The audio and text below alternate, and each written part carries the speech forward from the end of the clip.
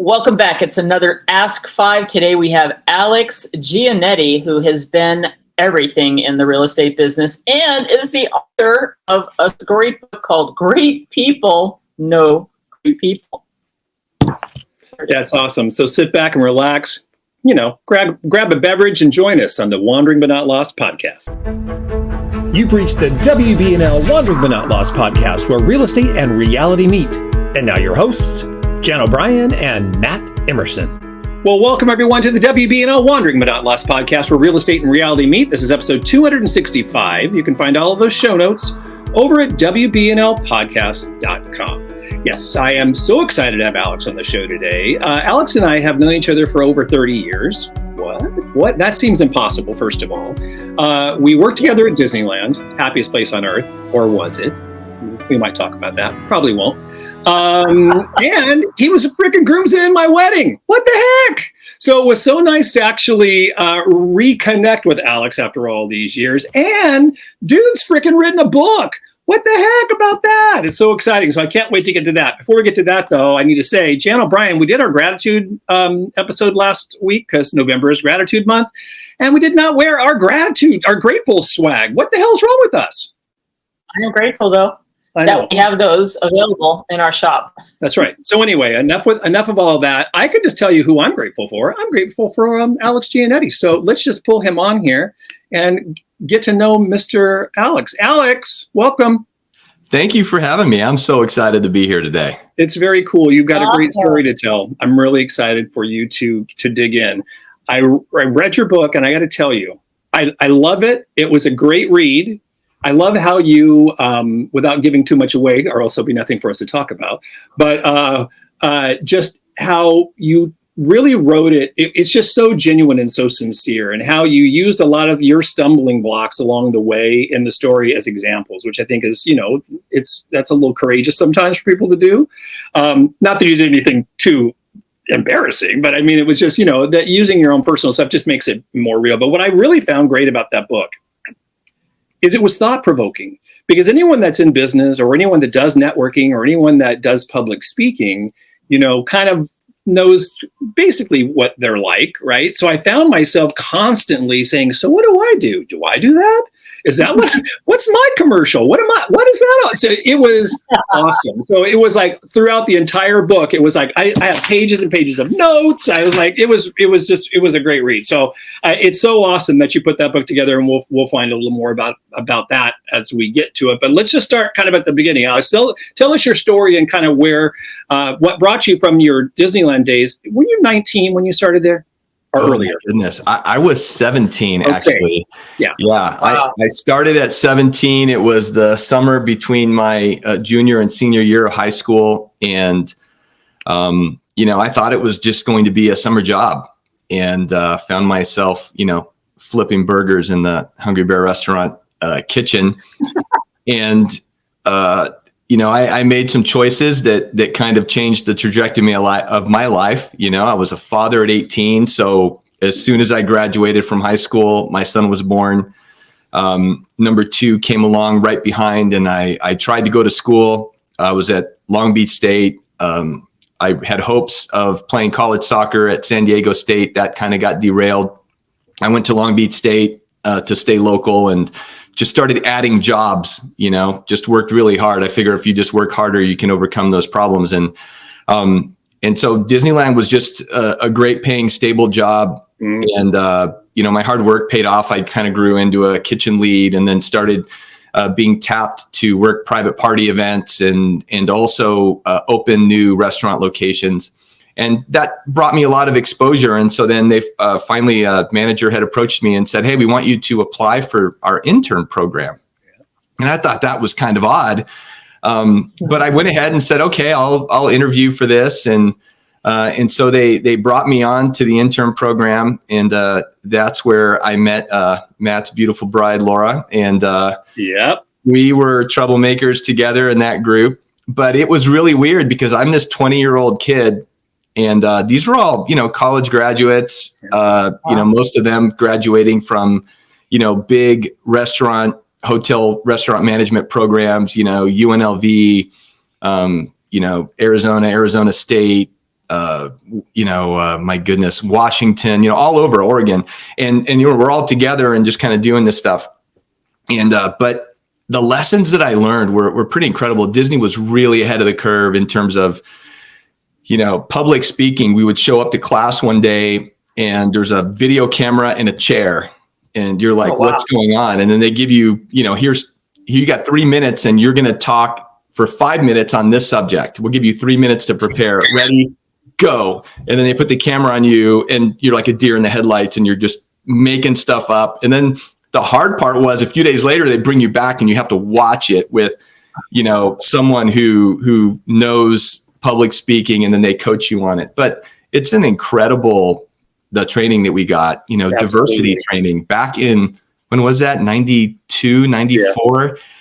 Yeah. It was at least 92 or 91. Yeah. Stone Ages. Yeah. Yeah. That's right. Yeah. I don't even think Al Gore had invented the internet yet. It was a long time ago. Hey, I know that there wasn't any, we didn't have computers because we used to have to write things and then give them to to Maria to type up for us. To Maria, yes. I remember when we got our first fax machine. Anyway, we're digressing.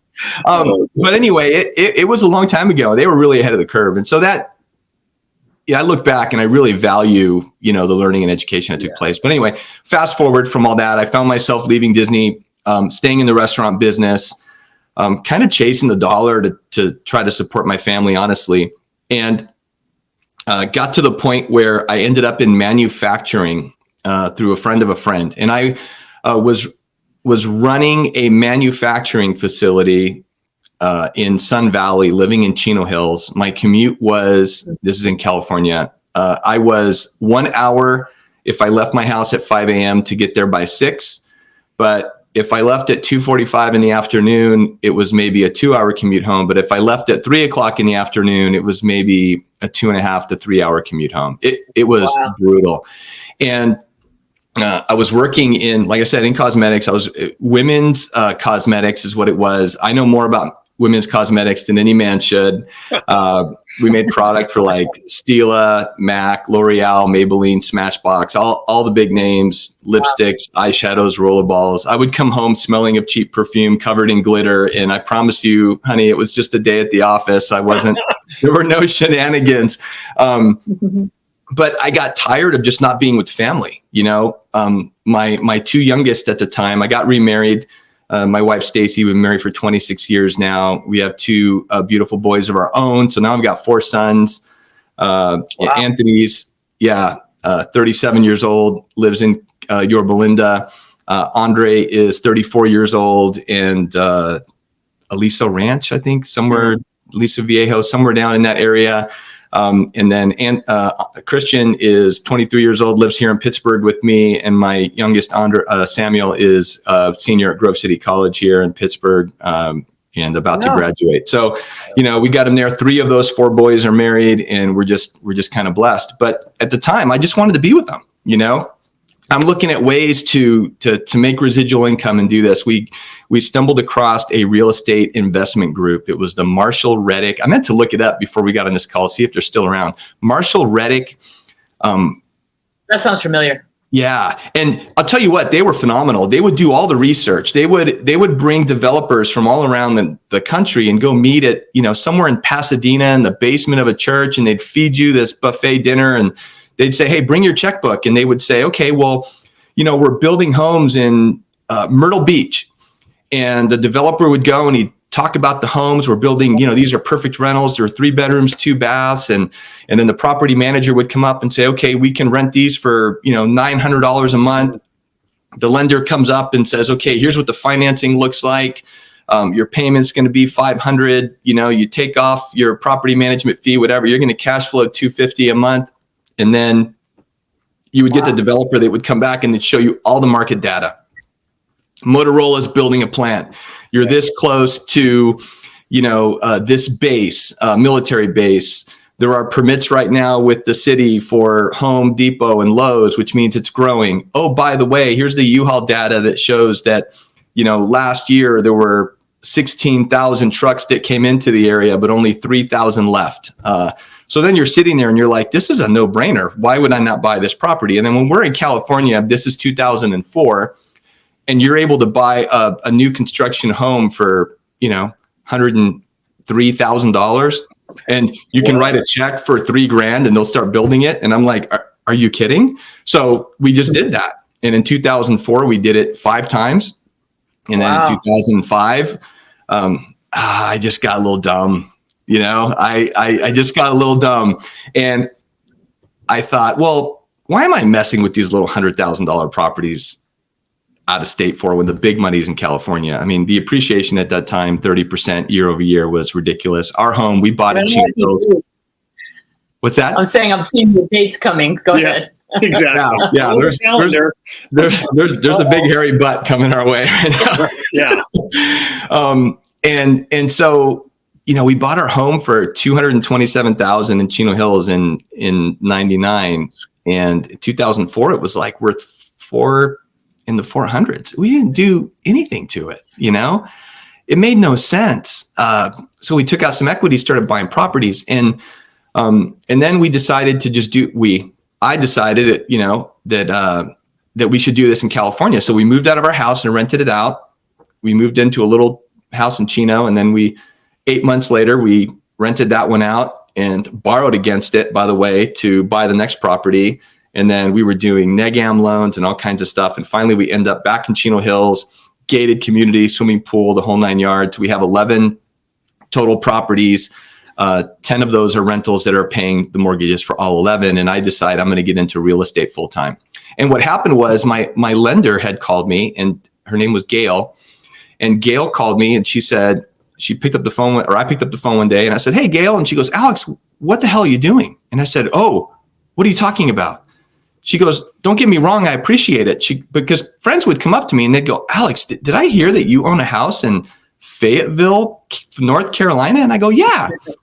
"What are you doing?" And I would tell them, "Oh, it's easy. Just, and I would pre-qual them, get 2 bank statements, get your 2 check stubs, your 2 tax returns, and send them over to Gail and let her know you want to buy a house, and she'll hook you up. And so basically I'm pre-qualling all these people and sending them to Gail. She called me and she goes, "You should be doing this. You're already doing this." And it never dawned on me. And then I saw that as my ticket to come home. Like I love the real estate thing. I fell in love with it. I was all about it. And I thought this is a way for me to get in without having to get the call in the middle of the day that I got to go show a house, or I have to go, drop everything for someone else. Because as the lone person, I can just kind of be the numbers nerd in the background. And it's, we all know that side of it is much different in terms of the demand is still there. You got to pick up the phone, but in terms of me having to drop everything and leave, almost never happens. So I did that, and I quit my job and got my real estate license, and which was needed at the time to be a loan officer in California in June of 2006. And then the market imploded like immediately as soon as I came home. And yeah. Wile E. Coyote just kind of dropped that little bomb right on top of my little nest egg. All of my income, all of my assets were right there in real estate, everything.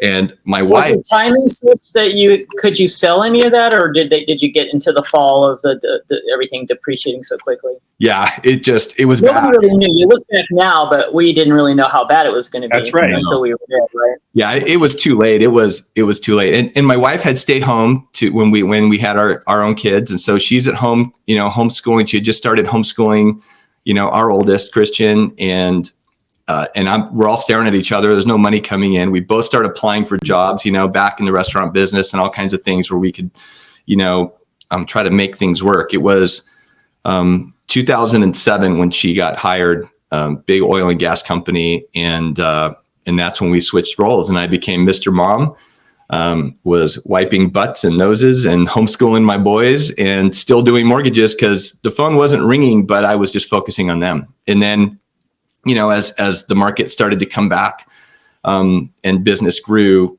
I was still there, which really was good because, so many people had bolted at the time. Yeah, that's true. Yeah. And that was my networking, kind of journey and start. I needed to go out and drum up business. And I talk about that in my book. But then fast forward a little bit, in 2013 is when I crossed over to the dark side and got into real estate sales. I say that because especially in Southern California, man, it was so tough. I go to an open house and I'm trying to meet a realtor, and I literally had one guy just look at me and go, "Do you have a buyer for me?"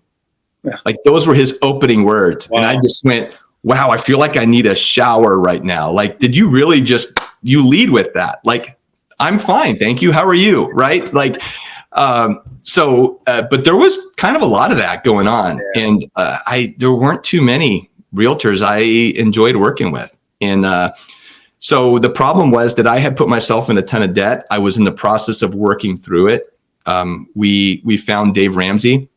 And if you're familiar with Dave Ramsey, personal finance guy. And, I'll share this with you. My faith has played a huge role in my journey. And at that time that we were going through this, I was so engrossed in my community, right? We were part of a church plant. I was an elder at that church. I was on the board for the Chino Valley Chamber of Commerce, attending meetings. I was part of the founding group that put together the Chino Valley Real Estate Professionals Group. And so, networking. And, every aspect of my life was really based on my faith, but my finances, I just kind of pushed that aside. I was like, God, I got this, I don't need you for that. And so this really changed everything. And we were really trying to say, okay, we want to honor God in our finances and do this the right way. And we started doing everything that Dave Ramsey teaches. And so here I am, a loan officer, and I'm going into people's houses, and I have to, they're telling me they want to refi to go buy a boat. And sure, you've got a 780 FICO, but I'm looking at everything in front of me and you're hanging on by a thread. And I would finally look at people in the eye and say, I can't do this for you. They go, what do you mean? And I said, look, you're well qualified. If you want to walk down to Wells Fargo tomorrow, they'll do it. They'll love you. But I don't want to run into you at at Albertsons tomorrow and I have to change aisles because I'm afraid to ask you how you're doing because I feel like you're going to lose your house. And I like to sleep at night. So I'm not going to do this. I'll help you write a budget, but I'm not going to do a loan for you. See, we needed more people like that at the time, Alex. That's the thing, right? Right. So I came home and I would tell Stacy, I'm like, well, I did it again. I talked someone out of, working with me. Wasn't alone. And so finally I said, okay, I can't do this anymore. I love this game. I'm on the wrong team. I got to join the other side. And I struggled because I didn't like most realtors. And so I said, okay, came to the realization that I can be one. I just don't have to be one. Yeah, that's right. And so, knowledge, right? You bring all this knowledge that you could really sit down and help and I'm sure you do help your clients with understanding the whole mortgage side of it, the whole financing side, and then go do the other part. So you're like bringing it all together. Yeah. Right? Yeah. You don't do both though still. Do you refer the mortgage? Do you still have your mortgage lending? No, not at all. Yeah, I got out. And that was California based anyway. So I joined Remax Masters in California in 2013. And then I had to hustle to, it's a whole different process. Yep. And, getting clients and as competitive as everything is, as there. It's brutal. But I was on board. I was door knocking and I was working my tail off. My wife comes home and says, hey, guess what? My dream job just got posted. And she's working at this global company in a small office in Brea, California. And so I knew, and I just kind of said, okay, I could tell by the look on her face, said, okay, where is it? And she said, well, it's in Moon Township, Pennsylvania. And I said, what the hell's a township? Like I had not even heard that terminology before. So I Google it and it's Pittsburgh. I am a lifelong Steeler fan. So I was so excited at the opportunity to come to Pittsburgh. So she gets the job. We moved to Pittsburgh. And even though I never did a real estate sale or transaction in California, I had to start all over again in Pittsburgh and got my Pittsburgh license. Yeah. From a marketing standpoint, they were worlds of difference. My broker here is awesome. And he told me, he said, hey, while you're working through your PA license, come join our meetings, sit in our office, like you can come visit. And I thought, oh, this is great. So just interesting things culturally. Culturally, you know, my family's from Argentina. In Southern California, I look like everybody else, right? In Western Pennsylvania, everyone wants to comment on my tan. And it's just interesting, right? So I'm sitting in the very first meeting, I'm sitting there and no one knows who I am because I'm this new guy from California. I'm just there. I'm going to learn what's going on in the office meetings while I'm working on my license. And I've got my little name tag that I have on. As I look around the room, no one has any kind of name tag or logo or branding whatsoever. And I remember thinking, are you all undercover? Like, what are you doing? Right? Because in California, if you didn't have your car wrapped, a sign on your kids' foreheads, T-shirts, flashing lights, you just weren't marketing yourself. You weren't out there. You had to be doing all those things. And out here, it just wasn't prevalent. So I'm the weird guy who walks around with my own logo on my shirts and on my portfolios and everything. And it kind of gave me an advantage, honestly, because I definitely stood out. I didn't look like people from Western Pennsylvania. I was different. And it really helped me to kind of start the marketing process. But, that's really my networking journey. Everything that I had learned in California from networking, I needed to put into practice here in Pittsburgh. And it was during that process of just developing relationships, kind of one coffee at a time, where I grew my business. Where did the book come in? When did you decide to get to do that? That was about a year ago. A year ago this time is when I started writing. And I always had the idea. I've been running and leading networking groups for years. And I would teach people just from my own mistakes, kind of how to engage and how to interact. We all know how we don't like to be interacted with, right? We don't like when you go to some chamber mixer and some guy just shoves a business card in your hand and then asks you for one. And the whole time you're thinking, I'm going to have to unsubscribe from your mailing list tomorrow, right? And so don't be that person, right? Don't be the card. It's the card shark, Alex. Don't be the card shark. Don't be the card shark, right? But that's a reality. I think we can all relate to that. So I really just tried to, all these things, everything in the book I've done personally. It's my own personal experience in terms of what worked for me and what didn't. And, I share my successes and failures. And I just enjoyed coaching and teaching these things and thought, I think there's a book here and I think there's some value there. And absolutely. The purpose of the book, go ahead. Yeah, go ahead. No, go ahead. Finish. Yeah, the purpose for the book, it wasn't to sell a million books. It's not a money-making thing. I would love the opportunity to be able to go speak, right? At venues, at companies where they expect their folks to go out and network, because no one teaches us how to do this. I walk into my first chamber meeting, made an absolute fool of myself. And was I not desperate to keep working, I would have just quit. And I feel like a lot of people do. And so, it wasn't an option for me. I had to go back and show back up again. And I'm also an introvert. Most people don't believe that when they meet me, but I am not comfortable in just general public situations where I have to sit down and just go meet and talk to people. That's not me. Well, yeah, and I would not have guessed that either. So let me tell you, I'm reading the book. It's on page 15, by the way, because here I am, right? I'm telling Laura, I'm like, okay, who wrote this book for Alex? Because it says right here that I'm an introvert. I'm like, Alex Gianetti's an introvert? What is this? So here's the deal. And this is what you talk about in the book. Yeah. You talk about how kind of perception's reality, right? And you didn't probably know at the time, way back when, that you were already branding yourself because you were not your brand was not introverted. Right. You know what I mean? So hey, let's talk a little bit. Let's go a little deeper into the book, Alex, because there are a lot of great gems inside the book here. But let's start out. You kind of covered this more towards the end, but let's start out with this. What do you actually consider a referral? What is a referral in your mind? Yeah, if you tell me, hey, I have a neighbor and he owns a house. Do you want to talk to him? That's not a referral, right?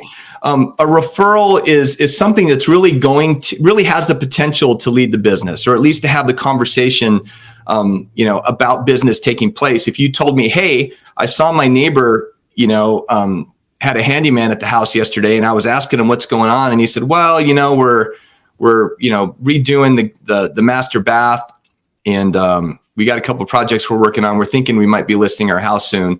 Hey, do you want me to connect you, to a realtor? I've got a good one. And they say, yeah, sure. I'd love to talk to him, or I'd love to talk to her. Then that would be kind of a referral. Like, hey, I've got, something that's really tangible here.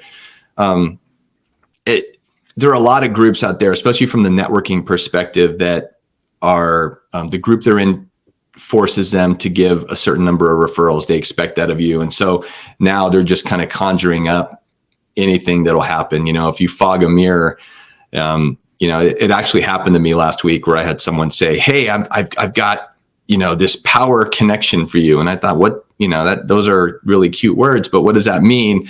And he just wanted me to speak to a lender. And then I realized really quick when I did speak to him, and I have no problem doing that. I'm actually, because of my background, I speak to every lender that wants to speak to me, and I never blow them off, right? Because I hated when people did that to me. But I realized really quick it was a networking group thing where, this individual could say that he made a connection by introducing us, and, maybe kept him on his quota, kind of thing. What I really appreciated, Alex, as I was going through the book, is how you really, everything is intentional, right? You have plans, you monitor your success, you track all of that. You know what I mean? You're constantly looking to improve yourself and, the way you present yourself. Just listen to these stats, because I thought this was great. This is Alex starting. He knows nobody in what was the township? Well, her office was in Moon Township, Pennsylvania, but we live just north of Pittsburgh. Okay. Yeah. So anyway, in 2017, 61% of your business was done by referrals. So that already is amazing, considering you hadn't been there very long, right? So 61%. 2018, his referral percentage jumped to 72%. Amazing. And then now currently his referral ratio is anywhere between 78 and 83% from referrals. And that is amazing for being new to an area. Yeah. Right? It's crazy. It really was a shock to me. And it was not the intention. I stumbled across it. It was, I think the first chapter is called unintended consequences. You go meet somebody, and then at the next meeting, they're waving you over and introducing you to other group of people. And that's when it hit me. That was my epiphany. It was like, oh, because I sat down to get to know her, she's now going to introduce me to all these people. Yeah. She and I never talked about business. She's introducing me as this great guy that just moved here from California. How does she know that? She doesn't know I'm a great guy. But okay, let's roll with it, right? And then right away I realized, and that's kind of where the title comes from, if you've got kids, you teach your kids, show me your friends and I'll show you your future. That doesn't change for adults, right? Who we're hanging out with. And if you know someone who's really awesome, and their group of friends and their connections are probably going to be awesome people. That's, at the end of the day, that's kind of what it is. Yeah, I like the way you kind of walk through the process of, about branding yourself and creating your brand and really, presentation style. Everyone's got their own presentation style, and there's a right. Well, I always hate to use the expressions a right and a wrong way of doing things, because there's definitely a wrong way to do things, right? Or there's no wrong way. Yeah, there's a wrong way to do it, right? But you use a lot of examples in the book, and one that I really enjoyed, I think, was the woman. I don't know if you use real names in the book or not. Well, I know you used one real name in the book, so there's one I know is in there. But you used the woman that was the event planner. I think you called her Sharon. And yes. You would talk about how she came in and she told a great story, right? That she wanted to make the bride's day easier and to make the whole process seamless, where you weren't going to have to worry, put your cares aside. Yet everything around her was chaos, that she was unorganized. She came in late. She did all this stuff out of her normal environment, right? But so all of the people that are sitting here in this room watching her do her thing, she is completely contradictory to what she actually is promoting herself to be. And yes. That is so important. And I'm telling you, I'm sure that when she was with her clients, she behaved a completely different way. But I don't know if that could possibly be true, because if you're like that just naturally, how could that not bleed into what right. You do anyway, right? Yeah, that branding, that whole concept of branding really came in, Disney helped that, right? Absolutely. Working at Disney has a brand. And, for some, it's an amazing brand they'll stop everything in life for, and for others it's not so much, and that goes with restaurants. You see a logo and immediately you have an opinion that's formed. And when I worked in the cosmetics industry, it became even more so. And that's when I really understood that power of branding and realized that every time that we walk out, you're creating your brand. We all are creating our brand. But so for the book, for the record, the people who are positively mentioned in the book, those are real people, real names. Gotcha. People who are listed in the book not so positively, it may or may not even be the right sex of that individual. If it's a woman, it could be a man. If it's a man, it could be a woman. Names have been changed to, protect the innocent. So to protect the unorganized. Yes, but they're all real stories and they're all real people. And yeah, this person, every time they walked into a room, they're still in business today. And there's no doubt in my mind, they're excellent at what they do. But right. every time they walked into the room, their life was a country song. I mean, it was, the dog just died, their truck broke down. Like it was all kinds of stuff. And I thought, I'm stressed out watching you walk into a networking meeting. There's no way I'm letting you plan my, wife's surprise birthday party. Right. Yeah. It's fascinating, really. And I like how you picked up on that and how you're, like I said, you're constantly thinking about all this stuff is going, I can tell, I know you, Alex, everything is going on in your head all the time, right? It's like, oh my God, don't be a Sharon. I don't want to be a Sharon. Holy crap. Anyway, so good stuff. But I also love the fact that, it's important to plan, right? And I think that, you didn't talk specifically about a listing presentation, but, I'm sure if people even do a presentation anymore, which, Jan and I highly promote getting in front of your clients to do these things, right? Sit down and show them your worth and the value and your benefit. But, I'm sure so many people just walk into those things, with a little bit of preparation. Maybe they ran the comps, right? But you have to know what you're doing. If you have materials, they need to look a certain way. If you're doing a presentation, you need to be able to turn on your freaking laptop. I mean, there's so many things to that. And I think it's the 7 Ps, I believe, that really I love. So what are the 7 Ps, Alex? Oh my gosh, 7 Ps. Let's see. I can't believe I don't remember the 7 Ps. Okay. Proper preparation prevents piss poor performance. That's it. 7 Ps. Yes. That's awesome. So, you have to be prepared, for anything, whether it's presenting, going up, even approaching. One time I was still doing mortgages. The gentleman said he was going to use me because I didn't park in his driveway and I drove a Ford. Wow. Because he was upset that someone had come to visit him and pulled into his driveway and just assumed he was allowed to park in his driveway, and that bothered him. Now, whether he told that person or not, but I just, I would never just go park in someone's driveway. I'm going to park on the street. And I didn't do anything other than I normally would do, but he literally told me, he says, why I'm going with you? And I thought, because I'm fantastic. No, because you didn't park in my driveway, and I like that you drive a Ford, where someone else is going to say, you drive a Ford. I'm not giving I'm not working with this guy. So who knows? It can be random, but our actions in terms of just being deliberate, putting others first, and just thinking, not parking in someone's driveway, it may seem something silly, but you never know to the client how important that is, right? These interactions. You really pick up as you read through your book that, it's all about being, it's logic, right? It's being logical in a lot of situations, right? And it's a lot about the golden rule too, but you do a lot of things you talked about a lot of things in the book that are ways to really engage and to connect with people. You talked about writing handwritten notes. Jan and I talk about writing handwritten notes all the time. And it is a lost art, right? But talk about making you stand out amongst the crowd, for crying out loud. That's huge. It's wild. I mean, people don't even check. I don't know about this. Me, I think a lot of people like this. I only check my mail about once a week. I know, that's because true. There's never anything good in it. I mean, everybody pays their bills online pretty much now, and then when you do get a note, it's really powerful, right? Or some surprise kind of thing. Yeah.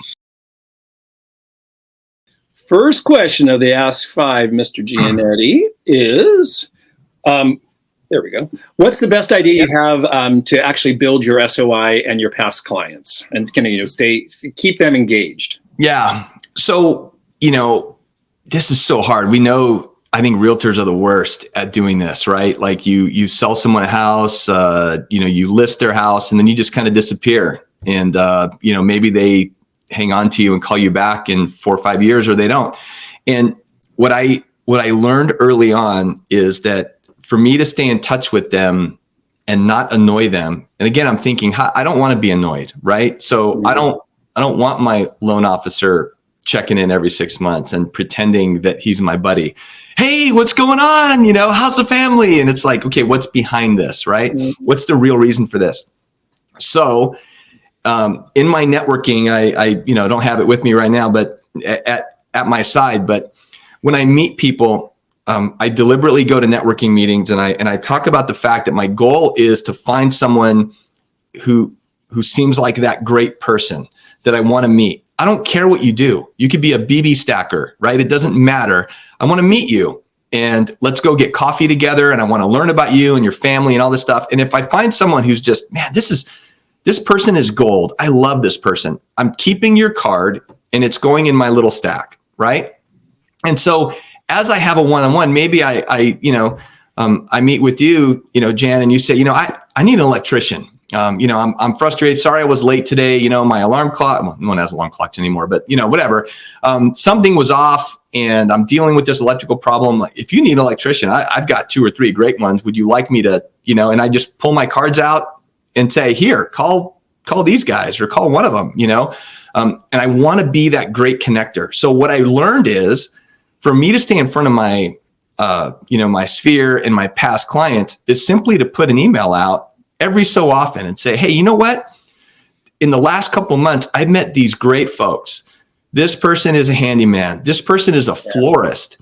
This person is a caterer. If you ever have like a party or just someone I used, I hope this is helpful for you.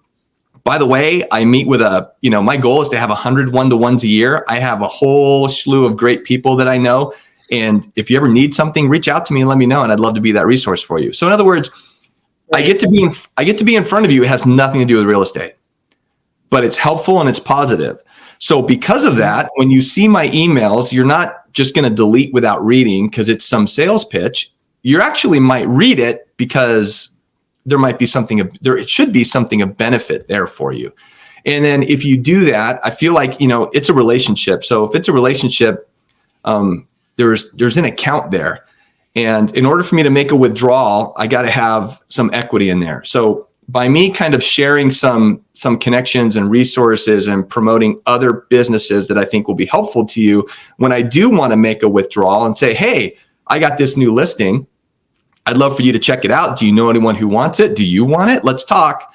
Then, they're not offended by that because I've given them so much. They know. Mm-hmm. I've kind of established my brand there. They know my heart. I'm not out trying to poke them constantly. Beat them up with the sale. Exactly. Yeah. I feel like that might be where this next question goes because that's unique what you do. So this next question is your top tactic or idea for generating new business, meaning not from your people that you know. And I'm wondering if this networking thing is powerful. I mean, that side benefit you just said is huge because my challenge with recommending, that's real intentional is, I'll recommend people that we work with and then somebody will have a bad experience because all of a sudden that person's service. So maybe we can answer that question, but what's the idea for new business that you would share? Yeah, 100% networking, 100%. Okay. When I came to Pittsburgh, I tell the story in my book, but I didn't know anyone at all. And so I made a goal that I was going to have 50 one-to-ones. We moved here in January of 2014. So we're coming up on 10 years. And I don't know a single person in Pittsburgh at all. And I'm going to be a realtor, right? So it's all relationship based. And I don't look like people or sound like people from Western Pennsylvania. So automatically they kind of look at you sideways. Where are you from? Right. And so I just went door knocking. I would knock on 1,000 doors a month, which is hard to do in Pittsburgh when they're not all next to each other like they are in California. And then I also just would network like crazy. And I built my business one coffee at a time. and it was never about me. It was always about, let me find everything I can find out about Matt. He seems like a funny guy. He's got this great personality. Let me go have coffee with him and just, tell me about you. Where'd you grow up? Tell me about your spouse. How did you guys meet? And just tell me about your family and get to know them. And so over that, I just built these relationships. And then when I can start connecting other people, then I'm seen as the kind of the helpful guy. And then no one's offended or stressed out by me because I'm not constantly with my hand out. I'm just helping others. It's, the problem is it's not sexy. It's a, relationships are a crock pot, not a microwave, and the good ones anyway. And just kind of like a meal, right? A crock pot meal is going to be way better than a microwave meal. So, it's kind of the same way, but networking by far. And I just find that most folks in real estate don't like to get out and do that. I won't work in the office. I won't go to my office. My office is the coffee house down the street, and everyone jokes. They're like, "Oh, you're in your office." I'm like, "Absolutely." No one's ever walked into my real estate office asking if they could, talk to a realtor to buy a house. Right. Yeah. That's good. Not surprising that was your answer, Alex, for crying out loud. But I got to say, if you're listening, you really have to get it. You have to run out and get this book, because I'm telling you, the techniques that he gives you in this about networking, the how to actually have a conversation with someone that you never met, how to actually, especially being someone that doesn't like to walk into a conversation. What's that method? The hangs method? Hangs method. Yeah, you don't need to go into that. Let them read it. But I'm telling you, you just described it practically when you were just going through that, right? It's just a simple way of actually making conversation. When we connected the other day, I was looking back on this too. It's like now every time I'm around Alex, I'm going to be, second guessing everything. I'm like, did he do that with me when we were on the phone? Let me think about that, because I think he kind of did. What the heck? It's interesting. And so it's not just that technique. It's just the whole idea of being able to walk into a room when you were already feeling like all you want to do is walk right back out of the room, right? But to make yourself get into these situations that would have been uncomfortable until you know how you can actually do it. And I think that anybody, no matter how great at networking you are, can always learn a little bit more from somebody else's, viewpoint and technique. And that whole networking part of it, well, that's what the book's about, networking. But I mean, the whole strategy behind how to actually connect with someone in your one-on-ones was amazing. So yeah, what I found was that most of us, I think, go in with the mentality of I have to promote me. Yeah, I have to share with you kind of how awesome I am. And what I realized really early on was the less I speak, the more awesome I become. Yeah. If I can get you to talk about you for the majority of our coffee time or hour that we have together or whatever, asking you stories about your personal life and you sharing these great details about yourself, you're going to leave and go, I had a great time. Yeah, because you talked about yourself the whole time, right? We're all kind of wired that way. Yeah. But it's awesome because they leave with this amazing feeling about the interaction they had, and it wasn't about me. And I found that was really, really powerful. Yeah, becoming an active listener is the most important skill you can learn in life. I've found that out a long time ago. All right, next question. Alex Giannetti, what holds you back? Yeah, again, you're not going to believe it, but I am. I'm an introvert, I'm trying to think of exactly where we were. My wife and I were out the other day, and we were somewhere, and it was public, and we kind of needed to go out and talk to people. And I just kind of went, oh, and she goes, I know. She goes, come on, let's go. And, and here's the deal, Matt. So by the time you and I had met, once I'm in my environment and I'm comfortable with people around me, then, I can be off the charts. Right. And so I could be standing on tables and, cracking jokes and, all day long. But if you invited me to your house at a dinner party and there's 3 other couples that I don't know, that's where that chapter in the book, I'm at the 8th grade dance, I'm standing against a wall, and I don't want anything to do with this. Right. Really? So that is hard. I do have to physically work myself up to go do that. And, I literally wrote the book on it, but it's still difficult for me. Yeah, because that's one of those things that I don't know that you can ever really get over. You can understand how you can get around it, but I get that because I'm kind of the same way, actually. Mm-hmm. This question is about inspiration. So you've mentioned a couple of things, but anything else that has inspired you? It can be anything from people to programs to books, or maybe something new that you're listening or doing. I think the biggest thing for me, honestly, was just kind of my faith journey through all this. Starting out the way I started out was really, really tough, and it really led me to question a lot of things. Like, is this what life is about? Divorced at 22 with 2 kids, working 2 jobs at 1.3 jobs. Life sucks. And then I realized, I did that to myself. That was no one's fault but mine. And so just kind of as I grew in that capacity, and when we went through our financial journey, just in a nutshell, at the beginning of this disaster, we found ourselves $750,000 negative net worth. And I thought, I will never, ever, ever work my way out of this. And I screwed up my family tree forever. And I'm hoping that I can, my wife and I can work through this without completely screwing up our kids and in their future.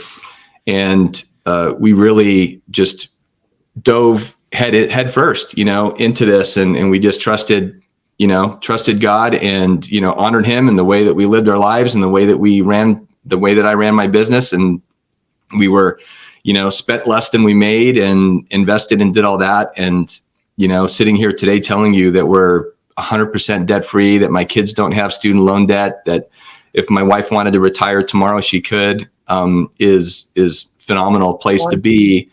And, I don't know that I can take any credit for any of it. And so I tell people all the time, stay out of debt, live on less than you make. And, that's a good way to go. So my kids know if they ever borrow money, I'm going to kill them. And, they lived it, so they see it now from this side, and they knew, I don't think my kids had a birthday party until they were, 10, 11 years old. We just know we're not doing that. We got some crazy stories. That might be book number 2 is kind of that story of our lives. But, my faith, God is good. And I do everything in my business to make sure that I'm giving credit where credit is due, and it's not me. Well, it certainly has gotten you where you are today, which is absolutely incredible and fantastic. And to go the 750 to being out is a pretty good story, Alex. So there you are.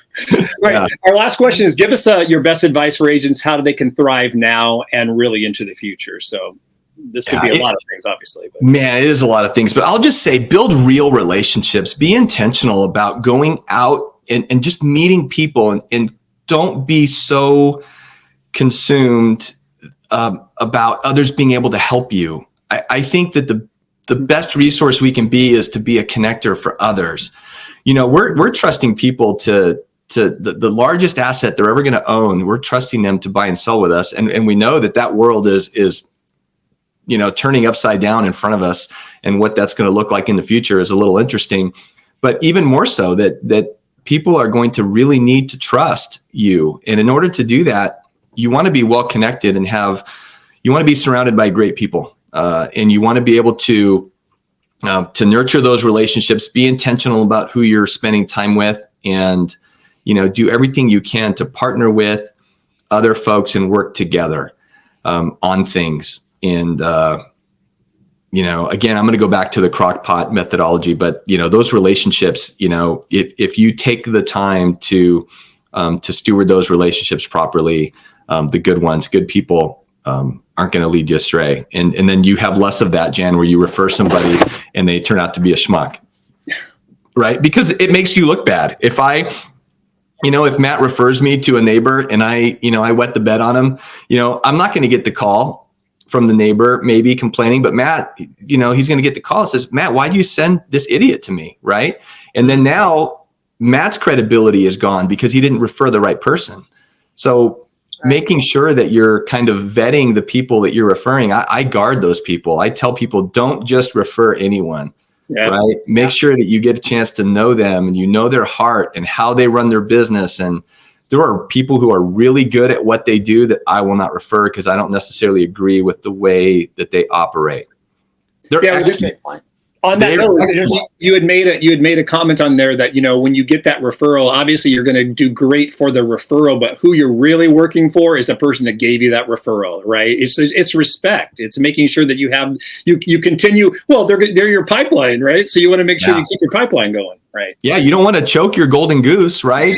If you have someone who's giving you referrals, my heart starts pounding. It's like, wow, Jan just referred this person to me. I can't let her down, so I'm way more worried about making sure I don't let the person who gave me the referral down than I am taking care of the client. And that's not backwards, because if that's your thought process, you are more than going to take care of that individual. You're going to be all over it. Yeah, but I like what you had to say mostly about and I definitely got to read the book now, the depth that you go to develop those relationships is what's the difference maker for you. And that's the thing to pass on that I imagine you're going to be doing. You said you're building a team. Show them the way, right? How to do this. And that's very exciting. Anyway, folks, the book is Great People Know Great People by Alex Giannetti. I'm telling you, this is one of those books that you will read, you'll enjoy it, you'll learn something in it, and you're going to pick it up again. So this is not a one and done book. This is a book that you are going to pick up and read over and over and over again. And I would Where can you get it, Alex? Amazon. Yeah, Amazon. Right on. Thank you for joining us, Alex. You had some quotes throughout the book as well, and I love the one from Maya Angelou talking about when people meet people, they're going to forget most of the stuff that they came into contact during that meeting. But she said people will never forget how you make them feel. Yep. And I thought that that is just so true, right? Mm-hmm. So be yourself, be authentic, be the real you, be the person that someone's going to like. Smile like Alex does, because good Lord, that's contagious. And you're going to go far. It's going to be awesome. So Alex, so awesome. I don't know if it's appropriate for me to say this, but I'm so proud of you, dude. It's just so awesome. It's just crazy. I can't wait for you to be out here at the end of the year. You and Stacy and Laura and I can get together and catch up even more. So it's great to actually do this, and just way to go. It's awesome. Awesome. If you need a great realtor in Pittsburgh, listeners, we'll have all Alex's information, because I'm going to add you to my list. That's for sure. Yeah, that's right.